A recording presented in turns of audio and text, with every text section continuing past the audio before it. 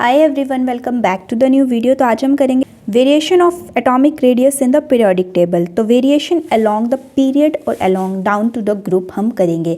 तो along the period जो हमारा रेडियस है वो डिक्रीज होता है फ्रॉम लेफ़्ट टू राइट। जैसे लिथियम से अगर मैं फ्लोरीन नियॉन की तरफ मूव करूँ तो जो हमारा एटॉमिक रेडियस है वो डिक्रीज़ होता है। लिथियम का सबसे ज़्यादा होगा, बेरिलियम का उससे कम होगा, बोरॉन का उससे कम, कार्बन का उससे कम, नाइट्रोजन का उससे कम, ऑक्सीजन का उससे कम और फ्लोरीन का बहुत कम होता है। लेकिन जो हमारे पास नोबल गैसेज हैं, क्योंकि इनका हम रेडियस जो है वो वंडर वॉल रेडियस लेते हैं, तो इनका कोवेलेंट रेडियस के साथ कोई भी कंपैरिजन नहीं होता है, तो इनका रेडियस जो वो ज़्यादा होता है एज़ कम्पेयर टू।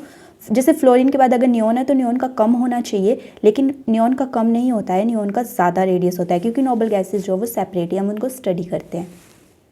अब जैसे मेरे पास यहाँ पर ग्राफ है, अगर मैं बात करूँ along the period lithium, beryllium, boron, carbon वाले एलिमेंट्स की, तो सबसे ज़्यादा जो है एटॉमिक रेडियस लिथियम का होता है, क्योंकि उसका एटॉमिक नंबर जो है वो सबसे कम होता है। फिर बेरिलियम, फिर बोरॉन, फिर कार्बन, नाइट्रोजन, ऑक्सीजन और फ्लोरीन सबसे एंड में, क्योंकि उसका एटॉमिक नंबर ज़्यादा होता है। अब ऐसा क्यों होता है? क्योंकि जैसे हम पीरियड की तरफ को जाते हैं तो आपको पता है कि जो हमारी इलेक्ट्रॉनिक कॉन्फ़िगरेशन है वो इंक्रीज़ होती है। मींस शेल में जो एक इलेक्ट्रॉन है ऐड होता जाता है। जैसे लिथियम के पास 2s1 है, लेकिन बेरिलियम के पास 2s2 हो जाता है। फिर बोरॉन के पास 2p भी ऐड हो जाता है, उसमें फर्स्ट एक इलेक्ट्रॉन ऐड होगा, कार्बन में 2 हो जाएंगे, नाइट्रोजन में 3, ऑक्सीजन में 4। तो ऐसे ऐसे जब इंक्रीज़ करते हैं इलेक्ट्रॉन्स, तो न्यूक्लियस जो वो इलेक्ट्रॉन, आपको पता है न्यूक्लियस पॉजिटिव होता है, इलेक्ट्रॉन नेगेटिव होते हैं, तो न्यूक्लियस जो वो ज़्यादा इलेक्ट्रॉन को अपनी तरफ अट्रैक्ट करता है। तो जितने ज़्यादा इलेक्ट्रॉन ऐड होते जाएंगे उतना न्यूक्लियस जो वो कॉन्ट्रैक्ट कर देगा अपने आप को, तो उससे उसकी एटॉमिक रेडियाई जो वो डिक्रीज़ हो जाएगी। जैसे मान लीजिए, जैसे यहाँ पर अगर कोई इलेक्ट्रॉन है, एक इलेक्ट्रॉन है, तो न्यूक्लियस जो वो इसी इलेक्ट्रॉन को, अब जितना, जैसे यहाँ पर न्यूक्लियस है, यहाँ पर कोई इसके अराउंड में इलेक्ट्रॉन्स है, अगर उसके शेल ज़्यादा बढ़ते जाएंगे तो ऐसे तो उसका एटॉमिक रेडियस बढ़ना चाहिए, क्योंकि शेल इंक्रीज़ हो रहे हैं। लेकिन अगर शेल्स में इलेक्ट्रॉन प्रेजेंट होंगे तो वो न्यूक्लियस जो है उन शेल के इलेक्ट्रॉन को अपनी तरफ अट्रैक्ट करेगा, शेल कॉन्ट्रैक्ट हो जाएंगे, और अगर शेल कॉन्ट्रैक्ट हो जाएंगे तो atomic radius as it is कम हो जाएगा। तो इसका मेन रीज़न है कि जो हमारा पीरियड की तरफ को एटॉमिक रेडियाई डिक्रीज़ होती है, इसका रीज़न है कि due to increase in nuclear charge.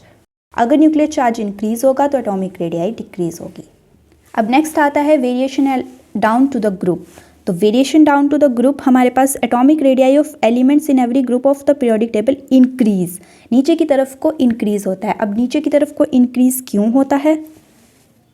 अब इसका कॉन्सेप्ट है, जैसे मैंने आपको यहाँ पर बताया कि जैसे जैसे शेल इंक्रीज होंगे वैसे वैसे एटॉमिक रेडियाई इंक्रीज होगी, लेकिन अगर उसमें इलेक्ट्रॉन भी प्रेजेंट होंगे तो एटॉमिक रेडियाई उसी टाइम डिक्रीज़ भी होगी।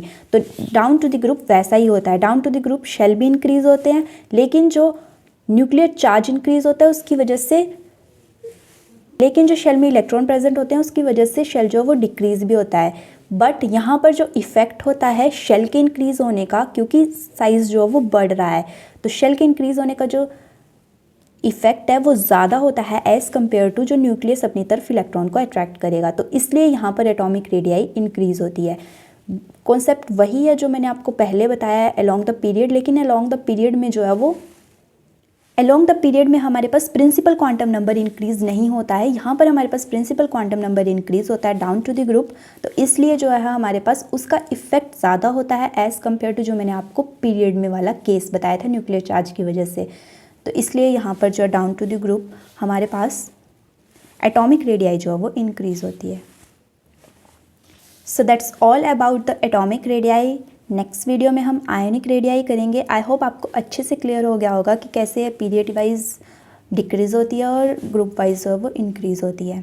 तो ऐसे ही हम आगे डिफरेंट प्रॉपर्टीज़ को भी ऐसे ही स्टडी करेंगे हर एक एलिमेंट में। तो मिलते हैं नेक्स्ट वीडियो में। Till then do like, share and subscribe my channel. Thanks for watching.